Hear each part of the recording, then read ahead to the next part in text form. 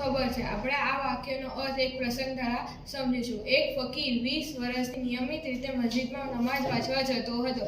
તે જ્યાં નમાઝ વાંચતો હતો ત્યાં તેના હાથ અને પગના નિશાન પડી ગયા હતા। એક દિવસ તે સાંજની છેલ્લી નમાઝ વાંચવા ગયો હતો ત્યારે તે આકાશમાંથી એક આકાશવાણી થઈ કે હે ફકીર, તું જે નમાઝ વાંચી રહ્યો છે તેને ખુદાના દરબારમાં કબૂલ નથી કરતા।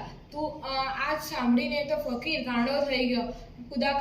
મસ્જિદમાં કુદાકા મારવા લાગ્યો, હસવા લાગ્યો અને ત્યાં એક મૌલિક ઊભો હતો। તે તેને કહેવા લાગ્યો, તું ગાંડો થઈ ગયો છે? તને આકાશવાણીએ કહ્યું છે કે તારી એકો નમાઝ કબૂલ નથી થઈ। તને રડવું જોઈએ, તને આંસુ પડે છે અને તું હસી રહ્યો છે। અને ફકીર કહે કે હા, હું હસું છું કારણ કે ખુદાના દરબારમાં મારી એકો નમાઝ કબૂલ નથી થઈ। તેના કારણે શું થઈ ગયું? પણ ખુદાને એટલું તો ખબર છે કે હું એને યાદ કરી રહ્યો છું। ખુદા આ ફળ મળે કે ન મળે એને કોને ફરક પડે છે, પણ ખુદાને એટલું તો ખબર છે કે હું આ દુનિયામાં જીવી રહ્યો છું।